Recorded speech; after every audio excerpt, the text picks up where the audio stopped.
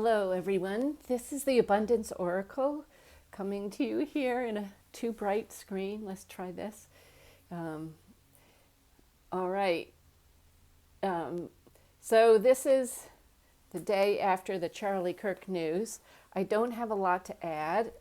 It's very sad for me because I personally didn't know him, but I related a lot to him. And I guess, over time, you grow to realize that you've listened a lot and you've heard a lot. And anyway, so moving on. I've had a little walk this morning with a friend of mine, a long friend. And I said, it seems really slow, this YouTube channel. And I think I'm so diverse in my conversations, it's very hard to focus in on one thing and to give advice on abundance, and maybe I shouldn't be doing this anymore. And so she said, no, what you're talking about is abundance in your lifestyle and how you raise your kids for them to grow up and being abundant, how you yourself became abundant, how the things you have around you. And I'm like, oh, okay, well, I'll try again. And so here I am. And after that conversation, she said, we were talking about her kids. And she said, well, one of the things, I learned a lot is stuff that my mother never told me, but you taught me along the way. And it's such a way of life for me, I don't even think to speak it. So here you go. Here's some tips, random tips about how to raise children. If you don't have children, move on to the next crazy idea I have to talk about. Okay, please like, subscribe, and share. So we're talking, there's a couple friends I have. I have a lot of single moms. I have probably just as much married moms, but I do have more single mom friends probably than most people. And a common theme lately is, because they're the age of my kids or a little bit younger, is they're having a hard time motivating their kids because some of them went through college having to miss out on the college experience because they were online all the time. And they said it's very, very hard for them to get jobs now. And some got jobs, and some got a job and then they got laid off and have issues. So one of the things I recommended doing is, since nobody of the people that I know, nobody has a car for their son or daughter. So they all share a car or two. And the complaint I hear is, they play too much on the computer. They're not motivated to, one girl just got laid off. They're not motivated to go out and get a job. They're just so frustrated. They're not looking at building themselves or building their skills because college didn't help at all with the skill set and getting a job, and now people are getting laid off.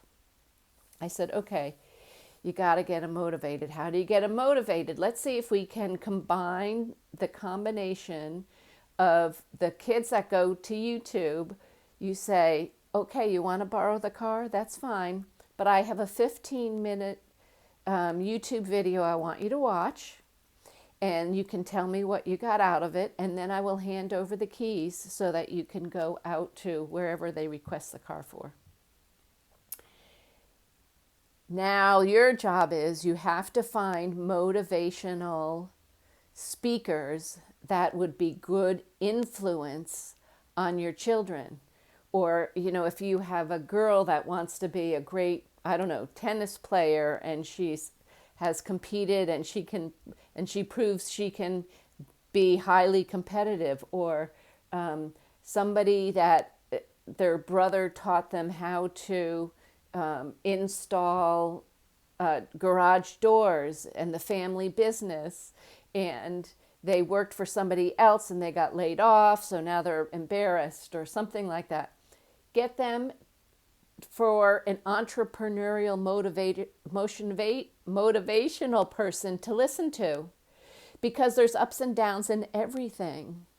And the downs aren't where you stop, the downs are where you learn. You learn how to fix the little things that you do wrong so that you can become bigger and bigger and grow and do better and better. So that was one of my tips.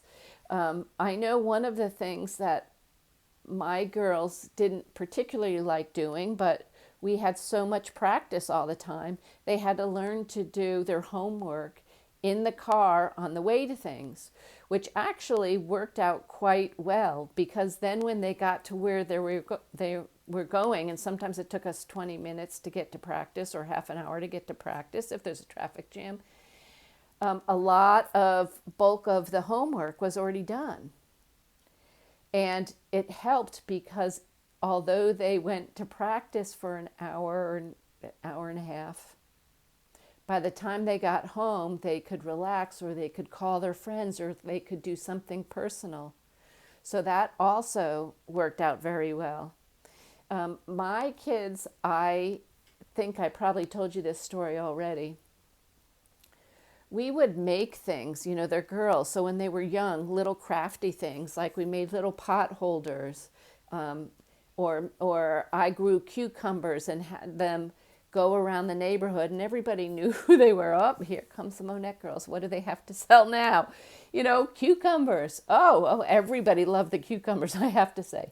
And at the time, we sold them for $1 a cucumber, which was a little high, but nobody complained, because here they were learning to be entrepreneurial. And the next door neighbors' kids loved to be the lemonade stand people and put the lemonade stand out. Now, if you don't live in a safe area, do not do these things. But if you know all your neighbors, allow your kids to do this stuff. They weren't really young. They were a little older. And if they were not able, or in an area where they didn't know everyone, I would say, you stay in the street and you let them bring your little red wagon, is what we had, in the little basket, and go around with that with them. So you always have your eyes on them. Nowadays, it seems like that's a big thing. So make sure your kids are safe. Also, do you ask your kids questions like, you know, let's say time wasn't a factor, or maybe your training wasn't a factor, or that you have, you know, you went to school for one thing. Let's just say, if you could say 10 years from now or 15 years from now, you would have your life look a certain way, what would that look like? And find out what their dreams are. Oh, I don't know, Mom, I don't know. I used to get that a lot. So then I would say, okay, well, tonight I got this magazine. I think you might like it. Can we just sit down together while you're in bed for 10 minutes when when we go over your goal chart on the wall? Can we just go through this little magazine? Or are you going to be really tired? No, Mom, I'll look through the magazine. So I would get like a fashion magazine of the girls, right? And I would go through and I would point out, and in my opinion, I wanted my girls to have simple yet elegant look to them. A classic look, not a flashy fly-by-night look. I wanted something so that they could buy traditional colors that could be intermingled, and so they had to spend less money on their clothing when they got out and went to their first job. So I would go through it. Oh, look at this one. And then I would say, oh my gosh, this one here looks like that outfit's not going to be popular very long. And you would just plant seeds in your kid's head. and teach them the little teensy things about what you think is good. I used to do the compounding effects of money. So when they were really little, I started them out. So let's see, how are you going to make money this year? Can you make $5?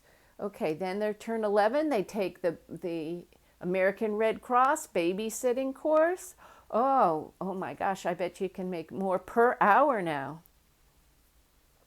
How much do you think you're going to make this year? We would put it down. Well, how many babysitting times do you think that is? Write it down. Start them getting used to thinking and planning their own goals and what they want in life and to have for themselves and learn.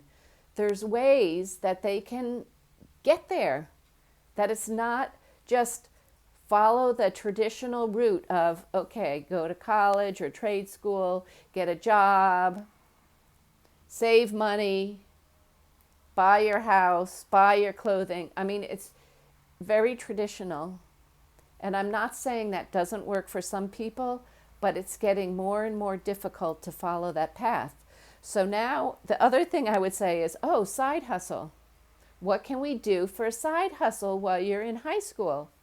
And the side hustle we had was ask in the gym when they go to take and get rid of the lost and found in the gym, can you go through it and pick out things because you'd like to put it on Poshmark and sell it instead because you need to make money. Your mom makes you pay for your own movies. Your mom makes you pay for your own whatever the kids have to do, and they can earn the money.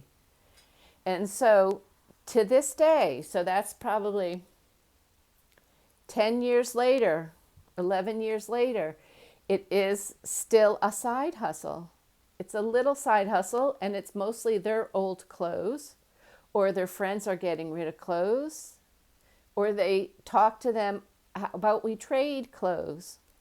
So there's lots of things they can do going forward from little things they learn when they're young. Oh gosh, hold on. I just had an idea and I kept talking, so I lost it. Okay. Okay, here's the other thing that I did. At the time when they were growing up and were very young, my ex-husband's not well, so I didn't receive child support. So one of the things I had to come up with is, how can we raise money for the gymnastic classes and things like that? So one of the things I did that they hated, I'm going to say, but it worked fabulously for me, is I contacted Stop and Shop and I said, here's the situation. Do you ever allow the kids to come and we'll bring some pictures and can show what they do. And this is the gym that it's for, that we're trying to raise money so that we can pay for this year's classes. And they would say, yes, we have an opening. So they keep like schedules of these things. Yes, we have an opening on October 15th. You can be here from this hour to this hour. So we would do that like after school. And it worked out very well. And I said, now, here's another lesson while they're there. When people walk by, you just don't say, can contribute. No, you look them in the eye and you shake their hand and say, my name is bum. I'm trying to raise money for our classes to learn whatever it was at the time that they were learning, back handsprings or a full or a double or whatever it was. It got harder and harder as time went on.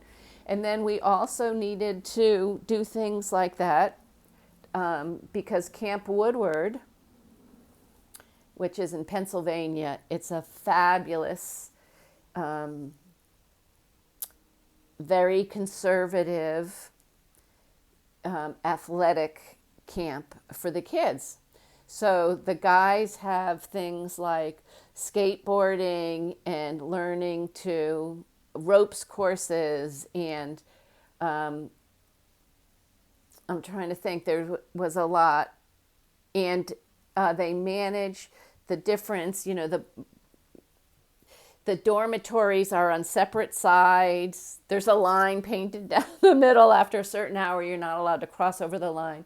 And so for me, I'm, conservative. So I applied to work the 2 weeks that my kids were going to camp there. And they said, okay, you get free. You'll have to work however many hours. I can't remember what it was, but you will get free room and board. And I'm like, oh, this is a good deal. It's like stacked bunk beds, right? And the food is the kids' mac and cheese and vegetables and stuff. And so what I did is I was the nurse. I was first shift nurse. So I had to be there, I believe, at like 5:30 in the morning to make sure, okay, everything's there.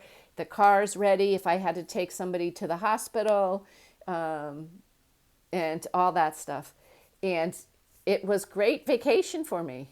I was there with all the kids. I got to meet all the kids and talk to the kids. And I I was in charge of the very first accident that happened in camp. And it was the only girl, I'm going to call it radical skateboarder. I don't know what you call it. They learned really incredible tricks. And so on her first run of the day, and she was very athletic, so it was just a weird freak accident. She fell off the skateboard, and I think she ended up breaking a small little bone in her foot. But that was, the start of the week out.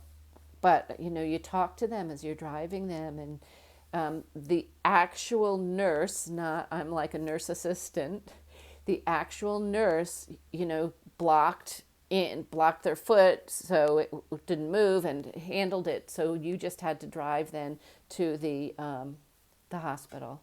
And they give you a pouch with all the information, and you just are like the mom. And you make sure they get what, somebody there. Are you doing okay? It's a fabulous, fabulous camp. And they've got so much figured out. They've done it for a long time. They have a lot of very famous athletic people that have come out of that place. So gymnasts, my kids ended up being world-class cheerleaders. One of mine was front and center flyer in the world's competition. So there's lots of things you can do to inspire your children. I'm sorry, I don't know why I'm so crazy today. But inspire your children and coach them along the way. So now they know. I say to them all the time, one good thing that you learned is you can be poor, really poor, and still make a fabulous family for your kids. We did so much crazy stuff, but it all worked out. And slow and steady, I found a job. I mean, the kids were 4 and 6 years old when I started. It was very hard because I had to go find a job. I had no child support. My ex-husband's not well. So, it was, crazy. I had to sleep in a dirt basement in one of the houses we were in because that's all we could afford. And so you can make it. You can do it. And there's ways that other people have figured out already that they can do it, that they did it. So besides me, look for other men and women who've either lost their husband. Maybe this is why the Charlie Kirk thing comes up in my mind, that the poor wife that's going to have to raise 2 children by herself. And I don't care if there's money or not money. You just hopefully have a strong family that will step in, and grandma and grandpa and your sisters and your brothers can help raise good, morally motivated children. It's so important nowadays to be able to keep them safe from some of the influences that are trying to teach them things that aren't good for their future and not good as a person, and have severe consequences if they go down a road, a certain direction in life that it might be harder and harder to recuperate from. So, love your kids. If you have any other requests for me on how I did things with, honestly, really, no money at all. So let me know, and we'll go from there. And it all works out. I mean, I've been very blessed over time, and you can be too. If you're struggling, or you're not where you want to be, or you need to get ahead with your goals in life, you can do it. You can do it. You can do it. You can do it. All right. Be the person, if you have an office job, that has the candy jar on their desk. I treated both my kids in college and their first jobs to supply limitless candy so that they could be the candy jar person. And what happens is people sit for a minute, they take some candy, and they talk to you. And you learn so much, and you build relationships, and you grow from that. So, candy dish ladies. All right. Love you all. Like, subscribe, please, and share if you know somebody that can use some mom tips as well. Abundant mom tips. Thank you. Bye-bye.